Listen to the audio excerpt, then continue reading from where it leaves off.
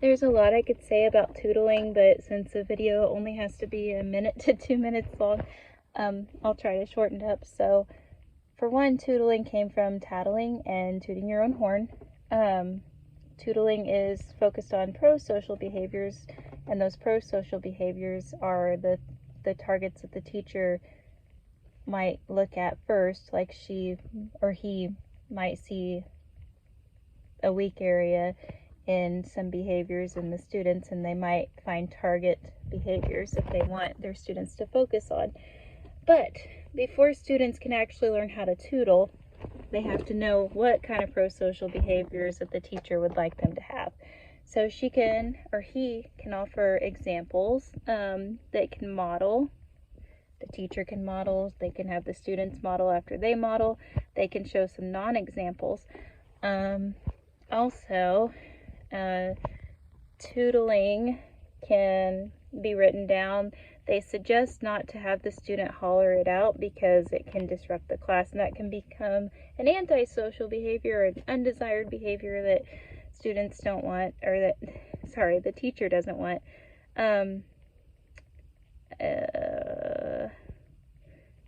The teacher's job is to decide, which I said that.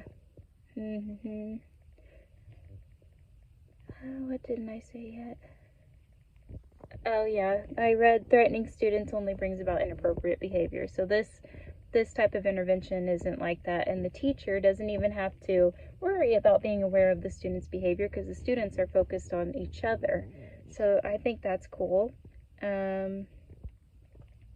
When rewarding students, it is important to think about what interests the students. So jot down notes, or have them do a fun little project or like a paper that shows what kind of things they might enjoy. So that way you can do that. Students should probably be limited on tootles. So like you decide on how many tootles before they get a reward.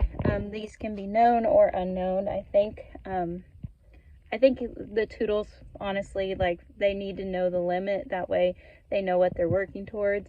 But as far as like the reward, that can be unknown. So that way they are more motivated and they're like, oh, I'm going to get something, but I don't know what it is. And the things that they can receive are like extra recess, extra Go Noodle, and just things like that. The teacher may eventually want to fade the intervention because it's no longer really needed. So they could slowly diminish the reinforcements, and they'll realize, the students will they'll realize that they're not getting as many, so they'll still be motivated to try more.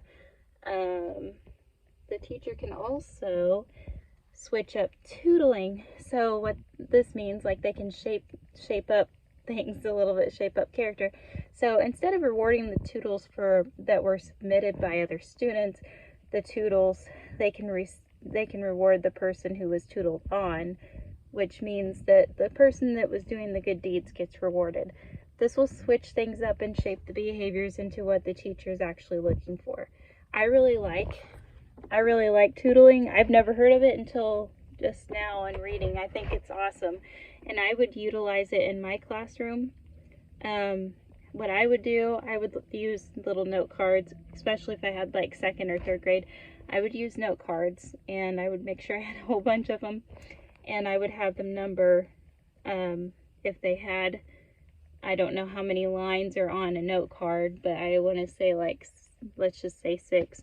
So they'd number, and then they'd leave it on their desk. Once it's full, they'd put their name on it, they'd turn it into me. I'd have a little spot where they could turn it in on my desk, like just a little folder or something, and I would know how many tootles that person had gotten. And they also, oh yes, I forgot to add this, the tootle that they wrote about, they need to put the person that they're tootling about also. That way I know who was tootled and who was tootling for, like, who was tootling and who was tootled. There we go. And I just think it's awesome. I would love to do this in my class. I would also make sure to go over, like, I would really assess, like, what my students were like behavior-wise, like what kind of pro-social behavior am I looking for? Are my students like not sharing? Are they not getting along very well? What kind of pro-social behaviors am I looking for? Do I want them to help more? I mean, those kinds of things. And I would probably pick 2 or 3, and I would say, okay, these are like major ones, not just 2 or 3 minor ones. It's, you know, I want some major ones to make a difference in my class. And then I would make sure I told them and explained to them what those pro-social behaviors were, and like different examples. They need different examples so that way they can understand, oh, that's also that pro-social behavior, sharing my pencil or sharing paper, or, you know, things like that. And I would also, like, I don't know, for reward with my class, I think I would probably maybe do a couple Smarties, or maybe like, I think just small candies. They don't really need big candies. I love Go Noodle. That gets them up and moving. I would also use Go Noodle. And maybe a few minutes extra recess. Everyone loves extra recess. So I think I would do that too. Anyways, I think I made this video too long, and thank you for being patient with me. I'm sorry I'm submitting this late, and I'm sitting in my car, so it's kind of dark. But thank you.